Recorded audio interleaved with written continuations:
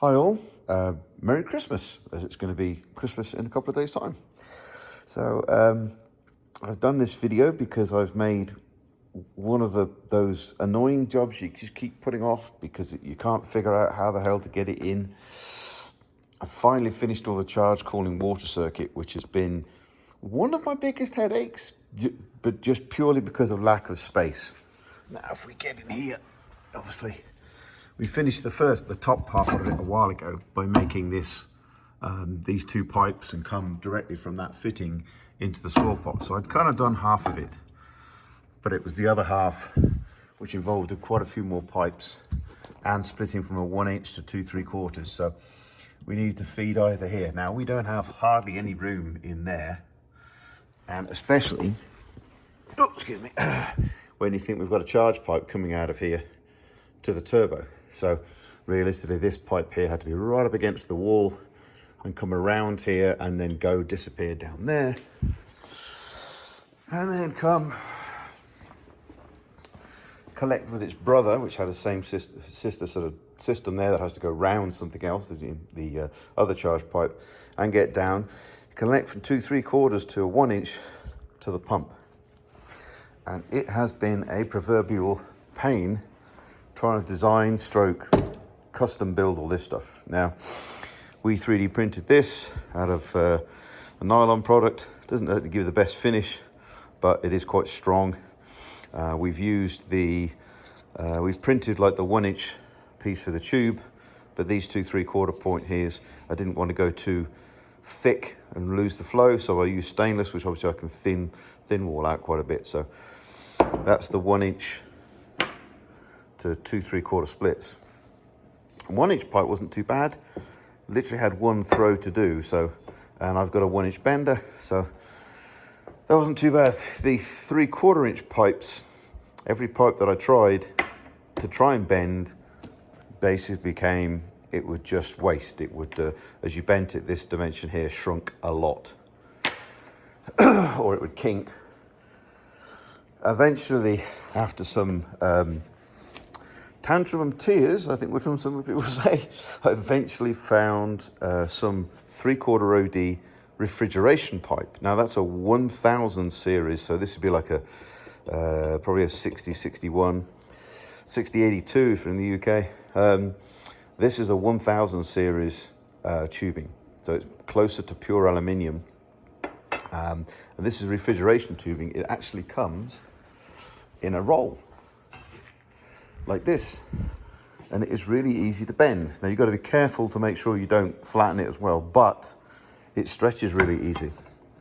So just with a single-sided former, so basically a 3/4 former, I didn't even need like a roller. I could literally bend this on there with literally just by pushing it by hand. So I literally just mounted the former in the vise and bent it around. Now it weighs some, that it always will. The amount that it weighs is less than a millimeter. So to be honest, I'm quite happy. Oh, there you go, Pete, if you can see it. That's the first of your vents. That's printed some vents for a mate's Isto Grifo, if you know what the hell that is. If not, Google it. It's an expensive car. So yeah, we basically managed to bend these. There was only a minimum radius, and I couldn't really bend these much smaller than that, even though I had a couple of formers. But it was enough for me to make all the pipes that I needed and to cram them in to that horrible. So 3-inch slot. We made a clamp, also made out of like a material that won't deform at all until it's well over 200 degrees C. We can clamp that in there. Hopefully you can see this. So we have our, oh no, where's the camera? Nope, that's not going to get in, is it? Okay, can't see it. So this is our clamp for the 2 different types of pipe. Has a 1 inch and a 3/4 pipe. It holds the support there. 1 3/4 to that side, obviously 1 3/4 to this side. Yes, I'm harping on about this, but pretty much we have the mount just to bolt to the splitter yet, once I've exactly positioned it, but that's pretty flexible. So I would say my biggest headache and really almost nightmares about this thing, was getting all of these done. And looking at the bench here, it looks pretty simple. Oh, it's easy, Clive. What the hell, you know? Trying to get your head around how to get everything in was not so simple. And like everything else, you mount a certain amount of things because it makes sense, and you bolt your filter here. Of course, it ended up where basically it was getting in the way of the pipes, so I've ended up having to move this over and up now. And where we have a fitting here, which is like a radium banjo fitting, previously we had one of these, but if you can see from there, that banjo fitting allows me to be a good sort of 30 millimeters closer to it, so we could effectively move this over 30 mil. So I've had to reposition the fuel filter, but that has an added bonus, as it turns out. The fuel filler hose, which is going to go in here like so, and we will have an access flap to the fuel filler in here. I'll actually make a more like an ordinary car flap. So we're going to make a quick mold of this, produce another fiberglass part in that, and then cut this out, and then have a part that basically comes open. And now we can always make it, actually we could make it locking. I hadn't even thought about that. That makes total sense. Yes, I'll have a locking flap.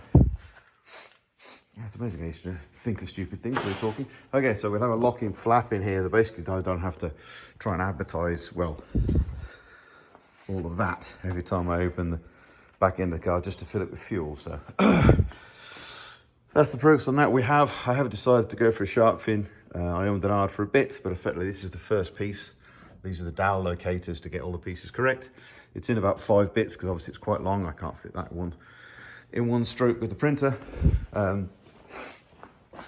Having a shark fin does mean that I can mount my rear view camera now. Mount my rear view camera basically above the wing by about 4 inches or so, and sort of over it. So it's kind of like that. So it'll give me more of a uninterrupted view of the back, but effectively it'll still be roughly at the same height it was when it was sat here. Actually, it'll be taller because that's level. Yeah, so this will be 4 inches higher up than it was before. So this is one of the parts. Yet again, it has its dowel holes, you can see there and there, and obviously I put a hole in it to run the cable through. So yeah, we're printing that out of PTCF. So it doesn't have the G. PET G basically has a softening temperature that would just be not warm enough. This stuff, it doesn't even start to go soft at all until it reaches like 200 degrees centigrade. So I think we're fine, even if we keep that whole thing black. So that'll be a complete shark fin that goes all the way down the car. And I could discuss that at a different point. And there are people out there. Kyle, there's a guy on YouTube that basically is an Mercedes F1 aerodynamicist. He can explain what the difference is between a shark fin are. So there's a con as well as a advantage, but the majority of it is an advantage, especially in turning. So yes, there we go. Intercoolers now can finally be scuffed up and then sent to be coated. I'll paint all these bits and pieces black, but we are now one of the big jobs out of the way. I'm in talks with a gentleman in town for doing the initial setup on the car, or helping with the initial setup of the car, and then breaking the engine on the dyno and doing some initial mapping. Obviously it's going to have multiple dyno sessions, but the first one will be the biggest for the setup. You know, any subsequent visits will really just be setting up the strategies on the rotary dials and, you know, more boost tuning, but that is a little bit easier. Most of the tuning that's important is low end and basically the road tuning, should we say. You know, the high end performance tuning is really quite simple. So yeah, hopefully we'll get that, we'll set something up, and then we have a show in March, which we're hoping to go to. So basically I'd like to get it on the dyno before that, but if not, we'll go into town with it, and we might end up either taken it from the tuning shop to the show, or we might even, if it's not on the dyno beforehand, we'll take it from the show to the dyno and then get it mapped hopefully there soon after. But yeah, so Merry Christmas to everybody. Not a massive leap forward, but it was one of my big bugbear jobs, should we say. One of those jobs you just keep putting off and keep putting off because you can't see a damn solution. And I needed to have my head in a design space that I can get on with it. So, but yeah, there we go. Little bits and pieces done, but one big job out the way. So everything else is quite small. Merry Christmas to you all. Speak to you in the new year.